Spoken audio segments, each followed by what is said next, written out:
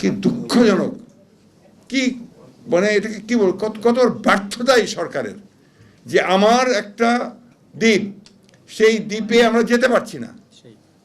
সেই দ্বীপে গেলেই আপনার অন্য দেশ থেকে গুলি করে মেরে ফেলা হচ্ছে, মেরেও ফেলেছে। অথচ এখন পর্যন্ত সরকার এই ব্যাপারে কোনো রকমের কোনো একটা বক্তব্য পর্যন্ত দেয়নি।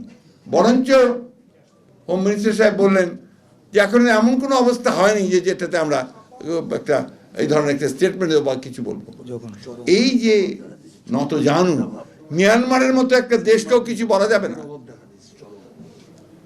এটা কতটা আপনার মানে আপনার দাসসুলভ মনোভাব হতে পারে। আমার ওই রবি ঠাকুরের কথা মনে যায় যে দাস্য সুখে হাস্য মুখে, সুখটা দাস্য সুখ, মুখটা হাসির। কারণ ওদের কাছে গিয়ে আপনার আবার দিন দরবার হচ্ছে প্রতিদিন। সীমান্তে লোক মেরে দিচ্ছে, একটা কথা বলে না, পানি দেয় না, একটা কথা বলে না। আর এই সেন্ট মার্টিনে এখন খাদ্য সংকট দেখা দিয়েছে, অথচ এই নিয়ে সরকারের কোনো মাথা ব্যথা নেই। সেখানে কয়েক লক্ষ মানুষ বিপদগ্রস্ত হয়ে পড়েছে, কোনো মাথা ব্যথা নেই।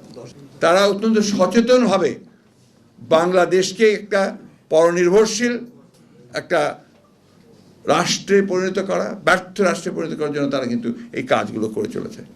সংবাদ মাধ্যম, আমরা বিশ্বাস করি যে গণতন্ত্রের প্রধান স্তম্ভ, আমি মনে করি যে আপনার স্বাধীন সংবাদ মাধ্যম। এটা না থাকলে গণতন্ত্র কখনো ফাংশন করবে না। আর গণতন্ত্র না থাকলে আবার সংবাদ মাধ্যম স্বাধীন হতে পারবে না। That is the reality. কথা বলেছেন অনেকে আপনারা। তা আমাদের আজকে চরম দুর্ভাগ্য জাতির, শুধু কলঙ্ক নয় আপনার, এটা কি বলে আমি ভাষা দেবো আমি জানি না, শিকদার বলতে পারে যে এই জাতির জন্য এর চেয়ে ঘনঘোর অমানিসার কখনো আসে বলে আশ্বাস এসছে বলে আমার কাছে মনে হয় না। আমরা সব দিক দিয়ে আপনার এই জাতির সমস্ত আশা আকাঙ্ক্ষা, তার অস্তিত্ব আজকে বিপন্ন করে ফেলা হয়েছে। আজকে জাতির সামনে মিথ্যা কথা বলে, প্রতারণা করে গোটা জাতিকে তারা ভেবেছে যে বোকা, সব বোকা। এটা একটা বিখ্যাত কথা আছে যে মিথ্যা কথা বলে কিছুদিন আপনি একটা জাতিকে বোকা বানিয়ে রাখতে পারেন, কিন্তু সারা জীবনের জন্য স্থায়ীভাবে আপনি কখনোই সেটা পারবেন না।